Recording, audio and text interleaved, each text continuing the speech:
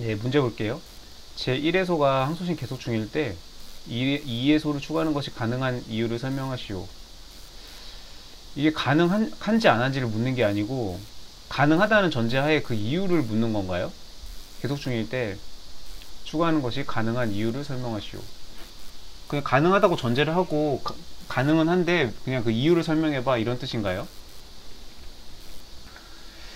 이거는 확정적으로 말하기는 힘든데 가능한 것 같습니다. 왜냐면 일단 항소심에서 일단 소추가 가능한가요? 가능하죠. 네, 상고심에서는 안 돼요. 상고심은 안 되는데 항소심은 그 1심의 속심, 사후심 이런 성질을 가지고 있고 사실심이죠. 항소심도.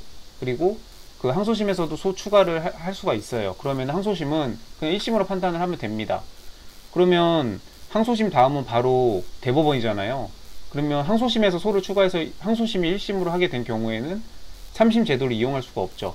근데 그거는 본인이 항소심에서 추가를 한 거니까 추가를 안 하고 그럼 별도의 소를 제기하면 되는 거였죠. 그러니까 그거는 본인이 그런 3심의 이익을 포기하고 항소심에서 소를 추가한 거기 때문에 그건 상관이 없고요. 그래서 항소심은 그냥 1심으로 판단을 하면 된다. 이거는 뭐 민소를 공부하면 누구나 다 알고 있는 거니까 그냥 이런 거를 물을 때 조금 내가 모르는 뭔가 함정이 있나 이러고 이게 약간 머뭇머뭇하게 되죠. 근데 이해 소구를 추가하는 것이 가능한지 안 한지를 묻는 것도 아니고 가능한 이유를 설명하래요. 그렇게 하면은 뭐 사후심, 속심 그런 항소심의 성질 적어주고 1심으로 판단하면 된다. 3심에 그걸 누릴 수 없는 거는 지가 본인이 뭐 항소심에서 이렇게 추가를 한 거니까 이렇게 추가하지 말고 그러면은 그냥 1심으로 그냥 별도의 소를 제기하면 되는 거였죠. 3심으로 받고 싶으면. 그러니까 그런 내용 적어서 가능하다. 그래서 10점이니까 간단하게 적어주면 될 것 같고요. 항소심에서 변론을 종결할 때까지 A 토지의 수용 여부는 확정되지 못할 것 같답니다. 자, 그럼에도 불구하고 굉장히 어떤 함의가 있는 접속사죠. 네, 영어 독해에서도 되게 중요하듯이 그럼에도 불구하고 이러한 이해소를 제기할 수 있는 이유를 설명하래요. 이것도 제 이해소가 가능하다는 전제하에 지금 그냥 근거를 설치해라 이런 뉘앙스인가요? 1번하고 조금 비슷한 뉘앙스네요. 보통은 가능한지 안 한지 그 결론과 근거를 설치하시오 이런 식으로 나오는데 수험생한테 답을 반은 알려주네요.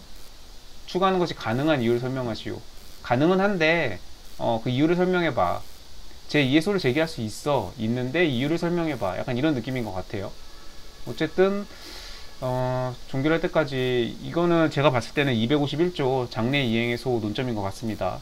그래서 장래 이행해소에 대한 논점 적어주면서 뭐 미리 청구할 필요가 있어야 되고 지금 이 사람이 지금 특정 유증 받았으니까 그 소위등 청구를 했는데 유증을 원인으로 근데 지금 병이 이 상속인이 안 해주니까 지금 이 소를 제기한 거잖아요. 안 해주면 판결 받아야 되니까 그러니까 이런 상황인데 이 사람이 이제 이 토지가 수용되는 바람에 이제 보상금이 대신 나오면 이 병이 이 보상금을 갑한테 주겠어요? 안 주겠죠. 이 의무자의 태도와 성질도 고려하라고 판례에서 그랬죠. 장래 이행 그 소를 청구할 필요가 있는지. 그래서 이렇게 제기할 수 있는 이유는 이 장래 이행 소를 청구할 수 있는지 그걸 쓰라는 얘기니까 조문 써주고 이런 상황 이 사람이 보상금에 대해서 이거를 가백에 줄 리가 없다. 지금 이것 때문에 지금 등기를 안 해줘가지고 지금 이렇게 싸우고 있는데 그러니까 그런 것도 예상이 되고 그다음에 현재 그런 청구권의 존재가 인정되느냐? 이 사람은 지금 특정 유증을 받은 사람이니까 지금 그 뭐 유언장 이런 거를 근거로 해가지고 이제 상속인한테 청구를 하는 거겠죠. 유언 받았으니까 그게 뭐 공정증서든 뭐, 뭐 유언서를 이렇게 해놨겠죠. 받았겠죠. 네. 그런 청구권의 존재가 있고 그런 것들이 앞으로도 계속될 그런 가능성이 예상이 되고 그 다음에 이 상대방의 태도로 보아서 지금 이 사람이 이렇게 지금 등기도 안 해줘가지고 소송하고 있는 중인데 수용보상을 받았다고 줄 리가 없다. 그러니까 당연히 그런 상대 의무자의 태도나 그런 걸로 봤을 때도 이런 장래 이행의 필요성이 인정된다. 그래서 미래 집행권을 받아놨다가 이게 이제 만약 수용이 개시가 돼가지고 보상금이 나오면은 그거에 대해서 바로 이제 행사를 할 수가 있겠죠. 대상 청구권 행사를. 그런 거 적어주면 될 것 같고요. 3번 항소법원은 심리 후 두 개 청구를 전부 인용했답니다. 네, 등기를 청구하는 소송과 만약에 이게 수용이 되면 그 수용 보상금에 대해서 대상 청구를 행사하겠다. 그 수용 보상금을 등기 대신 내놔라. 이 두 개의 청구에 대해서 전부 인용했대요. 을은 이 가운데 제2해소에 대해서만 판결에만 상고했답니다. 그러니까 수용 보상금에 대한 이거에 대해서만 지금 상고했대요. 그러면 상고하지 않았으므로 이 판결은 확정되었다는 이유로 A 토지에 대한 소유권 이전 등기 절차를. 근데 이건 확정이 되면 이걸 가지고 판결에 의한 등기를 신청할 수가 있죠.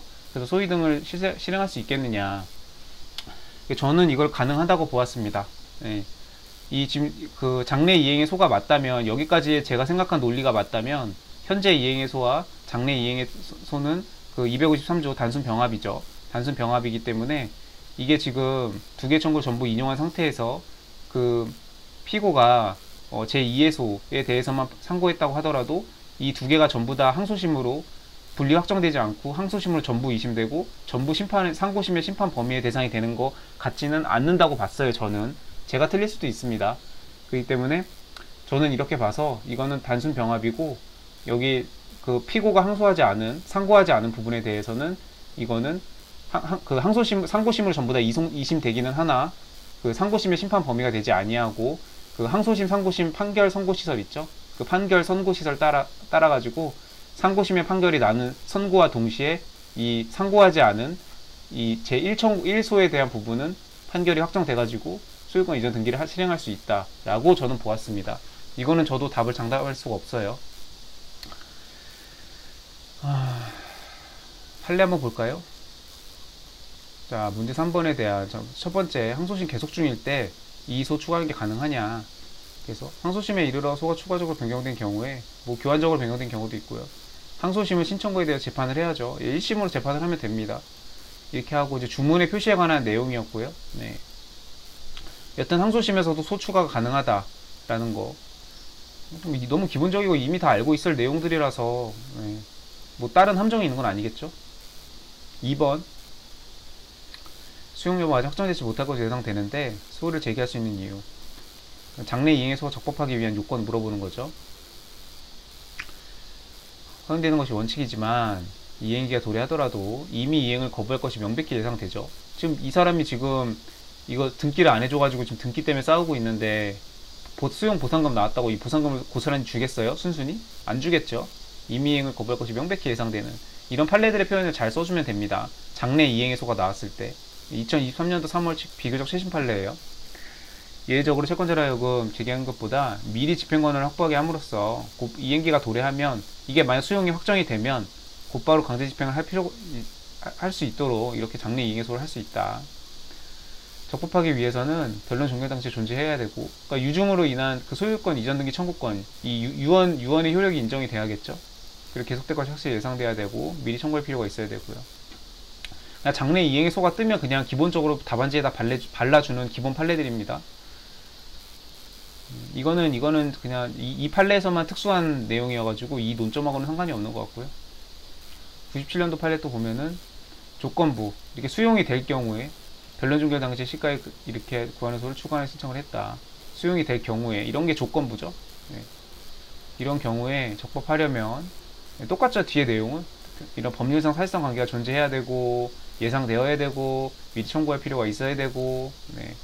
이런 내용 그냥 기본적인 내용 적어주고 이렇게 해서 장래 이행을 청구할 필요가 있다 라고 하면 될 것 같습니다.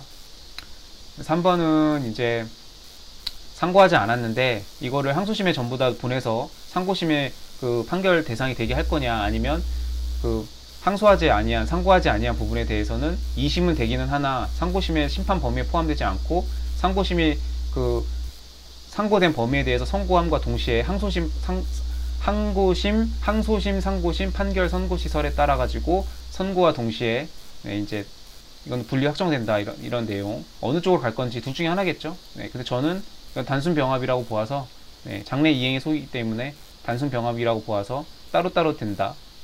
그래서 항소심에 다 전부 이심되기는 하지만 분리 확정된다. 선고와 동시에 저는 그렇게 보았습니다. 그리고 이런 내용이 2014년도 판례가 있긴 해요. 상소권 회복 청구 중에, 그러니까 이게 지금 상소인끼리 싸우고 있는 와중에 이게 수용이 된 거예요. 그럼 이제 이 수용 보상금을 수령할 테니까 그거에 대해서 이제 대상 청구를 하겠죠. 이런 식으로 이제 싸웠던 사안입니다. 근데 이거는 이제 그 화해 권고 결정에 따른 기판력 사안이 문제되었던 거고, 그러니까 구체적인 사안은 아니지만 여기까지의 사안이 똑같아가지고 그냥 한번 읽어봤어요. 혹시 여기 참고될 게 있나 해가지고. 그래서 이 정도로 결론을 내려주면 될 것 같습니다. 문제 4번이요.